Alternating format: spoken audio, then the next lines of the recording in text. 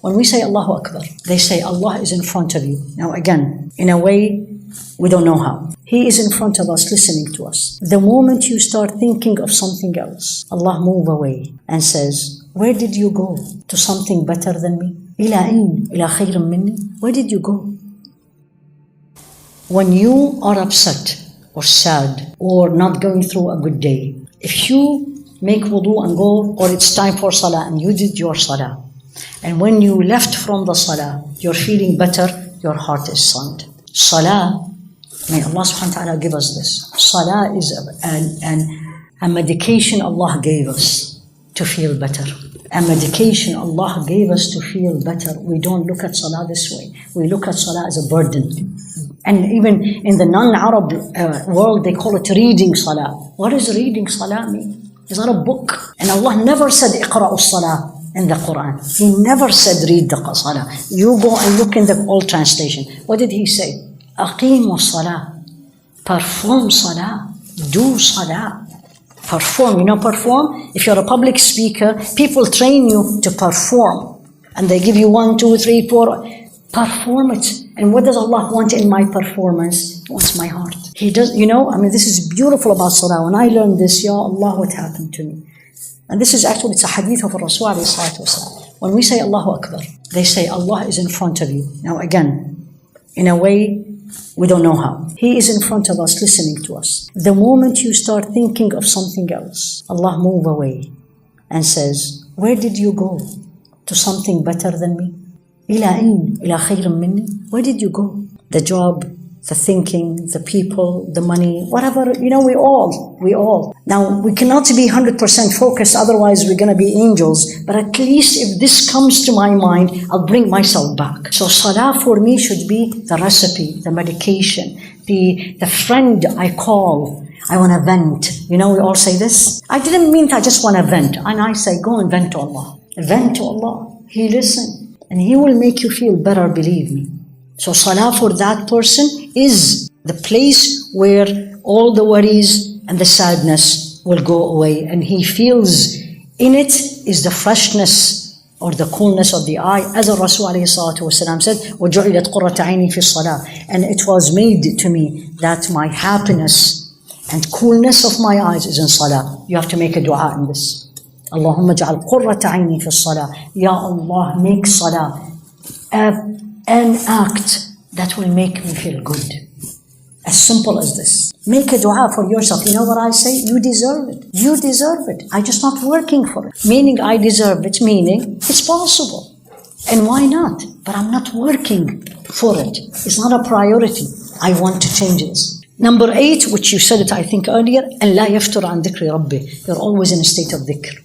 State of dhikr when you made this dua. Your state of dhikr when you felt bad because you said this or did this and said, Ya Allah, please make it easy. Your state of dhikr when you come in here and says, Ya Allah, make me grateful for having this beautiful place. You are in dhikr. You are in dhikr when you went out and as you are pulling your car back, somebody else is pulling the car back and you stopped and gave them the way. And you said, Ya Allah, I did this for you. I want to see my reward in the day of judgment. You are in dhikr. Did you get it? It's not dhikr always you're sitting doing a car. People, it's not realistic. You are here in the masjid. Again, here in the masjid. And you're in dhikr of Allah, as I said. Adhan, you are listening and you're saying the same thing. You are in between the adhan and the iqamah, either praying or making or reading Quran or doing. Or you saw someone, you came in here and you saw somebody, for example, needs help, looking for a chair. You run and get the chair. They didn't ask you. You run and bring the chair and says, Ya Rabbi, I did this because you taught me. When I make the life easy of somebody, you will make my akhirah easy. That's dhikr of Allah. Are you all with me? It's a part of my life. The dhikr is part of my life. Everything I do is it connected with Allah and I'm speaking to Him. And may Allah give us this, Ya Rabbi, Ameen. Number 9, and I think this is the last one here. Yeah, it's a 12, but here in the book they put only 9. Number 9 is you don't worry about you did it. You worry about you did it perfectly. Any act of obedience to Allah subhanahu wa ta'ala. You don't worry about, Alhamdulillah sallayt, Alhamdulillah I prayed, Alhamdulillah I fasted. Alhamdulillah, I controlled my tongue. Alhamdulillah, I didn't answer. For example, you're going to ask yourself, perfection. The Muslim is a man or a woman of perfection with Allah. We want everything perfect in dunya, but we don't worry about perfection in akhirah. True or false? How many of you wants to have a house, owns a house? If you already own it, you always wanted to. Show me hands. The young people, you all want, right? It's a huge dream in California. True? To own your own house. And you don't want just a 2-bedroom apartment. Yani, at least ya Rabbi 3-bedroom. Right? Nothing wrong with that, halal. Why not in akhirah? Why not in akhirah? Why I hear from people, let me get to Jannah, Allah Kareem. Why? La wallahi. I want Jannah al-Firdaus and the biggest castle in Jannah. Like I wanted here. But it doesn't come free of charge. Nothing comes free of charge. Do you get a house here free of charge? Somebody's just going to call in and says, you know what? Oh, guess what? You have a house? Oh, I wish. You're going to say this is spam. So here you go. You worry about not only doing it, but the quality. This is the difference between you and me and you. You will be your neighbor will be Rasul alayhi salatu wasalam, and I will be struggling in the first level of Jannah. But we both prayed. We both said La ilaha illallah. We both fasted Ramadan. What is the difference? Is the quality. Is the person who stand up and pray. Let's say the man who I shared with you is the same that when I pray Isha or Tahajjud 2 minutes, is the same reward. Of course, it will be higher. So pay attention to the quality. We worry about quality of everything in life, but we don't worry about the quality of the deeds of akhirah. And we need, and this is something for everybody, we need to help each other to do this. And I say this always to people. Shaitan is very active. My nafs is very active. Don't be number 3. On the contrary, I want you to help me to go against my nafs. And I want you to help me to go against shaitan.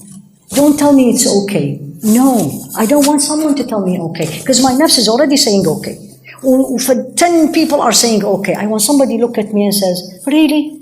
Is that it? That's it? Is that what you can do? You do everything perfect. But then when it comes to Allah, that's what you can do?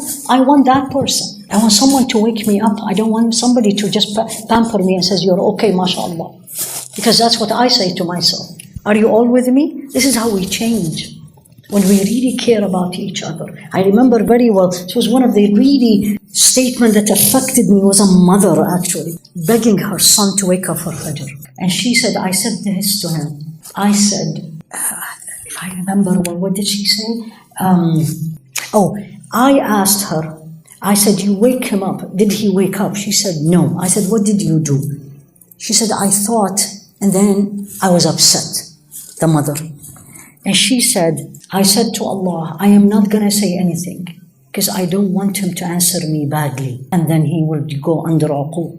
He will go under not treating parents well. So I kept quiet. She cares about Allah. She cares about the son.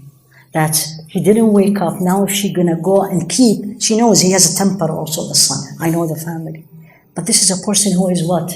Again, focused on Allah. This is all the true heart. If you're going to leave today with one word from everything we talked about, true heart is the heart that is focused on Allah. Inward and outward. Inward and outward. And I say this, remind myself before everyone. When we are all seeing what is happening in Gaza, has anyone asked himself or herself and say, why not me? Why I am not in Gaza? Why I'm sitting here in the comfort? We always say, why not, why me, when something not good happened to us, right? But why not me? That's because fadlullahi alayya and alaykum. That's because of the grace of Allah upon me and you, not because we are special. The people of Gaza, Allah knows, is way more special from what we have seen. And may Allah lift all the difficulty they are going through. So al-qalbu salim, memorize this. Start by one. I wouldn't say perfect, but it became habit. Move to the second, move to the third. If you fail, don't give up. Keep going. Keep asking Allah. Keep asking Allah. One of the du'as, I can't remember who taught me. And I always say to Allah, Ya Rabbi la tansani idha nasitak. Ya Allah, don't forget me when I forget you. Because if Allah doesn't forget me, He'll bring me back. He'll pull me.